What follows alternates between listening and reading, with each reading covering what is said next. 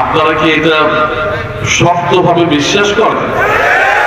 আমি যুবক ছাত্রদেরকে বলতে চাই, যারা তোমরা এবার ভোটার হবা, তোমরা তোমাদেরকে বলতে চাই এইভাবে যে একটা মেম্বার, ইউনিয়ন পরিষদের মেম্বার যখন ইলেকশন করে তখন চাই যে মেম্বারটা আমার বাড়িতে থাকুক, আমার বাড়ির লোক মেম্বার হোক।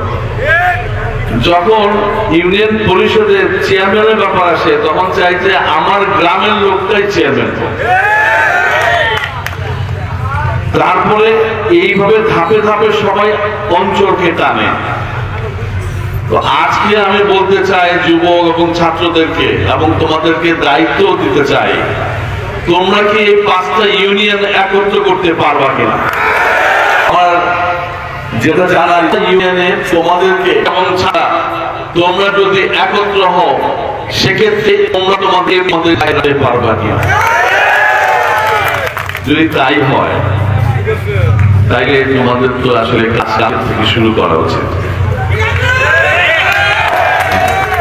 তোমাদের কাজ কিন্তু কালকে উচিত বালিপাড়া একটা, আরেকটা বর্ডার হওয়া উচিত ধানিখোলায়, মাঝখানে তোমাদের মালা গাঁথার মতো এই 5টা ইউনিয়নের সুতা দিয়ে তোমাদের মালাটা তৈরি করা উচিত। এবং একটা সময় হওয়া উচিত যখন মেয়েদের বাড়িতে যখন অন্য প্রার্থী আসে তখন তোমরা কি বলো যে ভাই আমাদের তো মেম্বার সিলেকশন হয়ে গেছে, আমাদের বাড়ির মধ্যে মেম্বারের প্রার্থী আছে, আপনি আসছেন চা নাস্তা খায়া চলে যান, কিন্তু আমরা তো কিছু করতে পারবো না, আমাদের বাড়িতে মেম্বারের প্রার্থী আছে। তো যখন চেয়ারম্যানের ইলেকশন হয় তখন তো একটা গ্রাম সব একত্র হয়ে যায়, বলে যে আমাদের গ্রামের মধ্যে চেয়ারম্যান প্রার্থী, এখন আমরা তো আপনাদেরকে আপ্যায়ন করা ছাড়া কিছু কথা দিতে পারবো না, তো আপনারা আসছেন, আপনাদেরকে ধন্যবাদ, তো আমাদের তো গ্রামেই চেয়ারম্যান প্রার্থী আছে, ঠিক কিনা বলবো? তাহলে এমপির বেলায় কি বলবা? তো প্রার্থী একজনের বেশি হইলে আমরা চিন্তা করতাম, একজনই, তো আপনারাও আমাদের সাথে থাকেন আমাদের অঞ্চলে।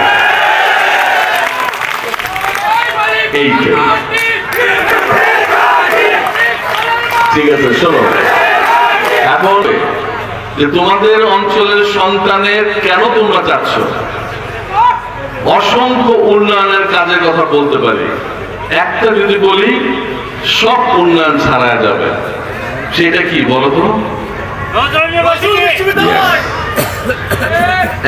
আমরা এনে দিয়েছি ত্রিশালে কাবি কাজী নজরুল ইসলাম বিশ্ববিদ্যালয়, যেখানে 8,000 ছাত্রছাত্রীরা পড়াশোনা করে। এই অবদান বেগম খালেদা জিয়ার, এই অবদান বিএনপির, এই অবদান তৎকালীন যারা বিএনপিতে ছিলেন তাদের, আমি সহ অন্যান্য সকল নেতৃবৃন্দের।